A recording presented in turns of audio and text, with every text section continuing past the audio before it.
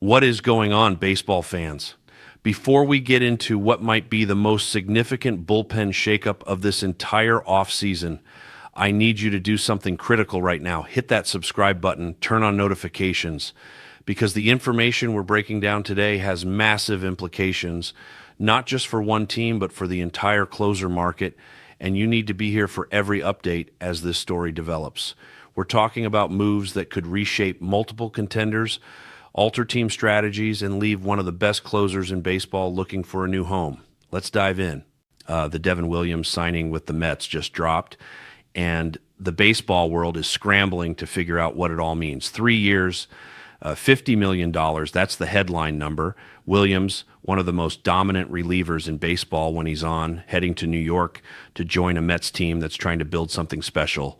On the surface, this looks like a clear win for the Mets. They needed bullpen help desperately. Williams has elite stuff. That changeup is absolutely filthy. And when he's healthy and right, he's as good as anyone in the late innings. But here's where things get complicated, and this is what everyone is missing in the initial reaction. What does this mean for Edwin Diaz? Diaz is arguably the best closer in baseball right now. The numbers from last season were absolutely ridiculous. We're talking about a guy who posted a 1.63 ERA over 62 games, 28 saves, elite strikeout numbers, a 0.87 WHIP. He was dominant in every sense of the word. The only reason he didn't have 40 saves is because the Mets didn't win enough games to give him those opportunities. This wasn't a situation where the closer was the problem. Diaz was the solution. He was the one reliable arm in that entire bullpen carrying the load night after night. And now the Mets go out and sign another elite arm in Williams, and suddenly everyone's asking the obvious question: are they bringing Diaz back, or is this the replacement? Here's what makes this fascinating from a strategic standpoint. The Mets could absolutely afford to keep both guys. Steve Cohen has the deepest pockets in baseball. Money is not the issue here. The Williams contract, when you break it down with all the deferred money involved, is actually structured in a way that gives them even more flexibility. $15 million of that $50 million total is deferred, spread out over years 11 through 20 of the deal. That lowers the luxury tax hit significantly. The average annual value for tax purposes is much more manageable than the headline number suggests. So financially, there's absolutely nothing stopping the Mets from running out a setup closer combo of Williams and Diaz that would be absolutely lethal. But here's the tension. Contract negotiations between Diaz and the Mets have apparently hit a snag over length. Diaz wants 5 years. He's 31 years old, he's coming off a dominant season, and he wants security. The Mets are reportedly more comfortable with something around 3 years, and you can understand both sides here. From Diaz's perspective, this might be his last chance at a long-term deal. He's betting on himself to stay healthy and productive into his mid-30s. From the Mets' perspective, paying a closer big money into his mid to late 30s is risky. Relievers are volatile. Injuries happen. Performance can fall off a cliff without warning. It's not an unreasonable position for either side, but it's creating a stalemate that could push Diaz out the door. What's really interesting is that the Mets reportedly didn't give Diaz's camp a heads up before finalizing the Williams deal. That tells you something about where negotiations stand. If they were close to an agreement with Diaz, you'd think they'd have communicated about adding Williams, maybe framed it as building the best bullpen in baseball together. The fact that they didn't suggests either the negotiations have cooled significantly or the Mets wanted to establish leverage by showing Diaz they have other options. Either way, it's a power move, and it puts Diaz in a position where he needs to decide if he's willing to compromise or if he's going to test the open market. And that open market is very interested. Multiple teams have serious needs at closer, and Diaz represents the best available option by a significant margin. The Dodgers are reportedly emerging as favorites, which makes perfect sense when you think about it. Their Tanner Scott experiment was a complete disaster last year. They desperately need reliability in the ninth inning.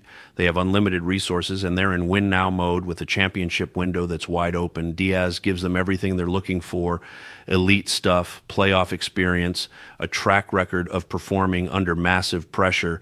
If the Dodgers offer him 5 years and the money he's looking for, that's a seriously compelling option. But let's talk about what the Mets would be left with if Diaz walks.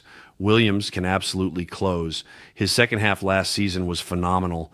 After August 8th, he pitched 22 innings with a 2.05 ERA and a strikeout rate over 44%. He didn't allow a home run over his final 23 appearances, including the postseason. Those are elite numbers. David Stearns knows Williams intimately from their time together in Milwaukee. He watched Williams transition from setup man to closer seamlessly when Josh Hader got traded. He knows what Williams is capable of in that role. So if the plan is Williams as the closer, it's not some wild gamble. It's a calculated bet on a guy who's proven he can handle it. The question is depth. Even if Williams is your closer, you still need quality arms behind him. The Mets bullpen had massive holes last year beyond Diaz. Guys were constantly getting overworked or thrust into situations they weren't ready for. Adding Williams helps, but if Diaz leaves, you've essentially swapped one elite arm for another without actually improving the overall depth. That's where guys like Robert Suarez come into play. Suarez is going to be 35, so you're looking at a short-term deal, maybe 2 years, around $18 million per year. He was excellent for the Padres.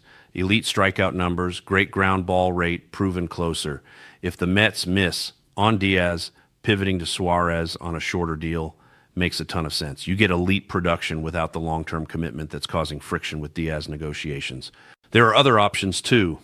The market has depth if you're willing to dig. Pete Fairbanks, Kyle Finnegan, Kenley Jansen if you want a veteran on a one-year prove-it deal. None of them are Edwin Diaz, but that's the reality of letting an elite talent walk.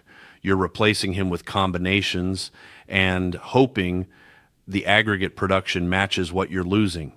It's never ideal, but sometimes that's the position you end up in when contract negotiations break down. Here's my read on the situation, and I want you to think about this carefully. The Mets signing Williams doesn't mean Diaz is gone, but it does mean they're prepared for that possibility. They've protected themselves from being desperate. If Diaz won't budge on 5 years and the Mets aren't comfortable going there, they can walk away knowing they have an elite closer already in place. That's smart negotiating from their perspective. You know, they're not operating from a position of weakness anymore. But it also means Diaz has real leverage to test the market. The Dodgers are lurking. Other teams will get involved. And if someone offers him the years and the money he wants, he's gone. The wild card here is Steve Cohen. He's shown repeatedly that he's willing to spend to win. If he decides that keeping Diaz is essential to their championship aspirations, the money gets figured out, the years get figured out. Cohen can override any front office hesitation and just make it happen. But if Stearns has convinced him that Williams can handle the role and the money is better spent elsewhere on starting pitching or on re-signing Pete Alonso or on adding another impact bat, then Diaz is probably headed somewhere else. What do I think happens? Honestly, I think there's a better than 50-50 chance Diaz ends up somewhere other than the Mets. The combination of the contract stalemate, the Williams signing, and the lack of communication all points to a relationship that's heading towards separation. The Dodgers make too much sense. They have the need, the resources, and the urgency. Diaz gets his 5 years, he gets paid, and he gets to close for a perennial World Series contender. The Mets move forward with Williams, add some depth pieces, and allocate resources elsewhere. It's not the fairy tale ending for Mets fans who've watched Diaz dominate, but it might be the reality of where negotiations have led. So here's what I need from you. Drop a comment right now with your prediction. Is Edwin Diaz staying with the Mets, or is he headed to Los Angeles or somewhere else? Do you think the Mets made the right move signing Williams? Or should they have prioritized locking up Diaz first? I want real opinions, real debate, because this story is far from over. Smash that like button if you're getting value from the breakdown. And if you're not subscribed yet, what are you waiting for? This offseason is about to get wild, and you need to be here for every update. Until next time, let's see how this closer market shakes out.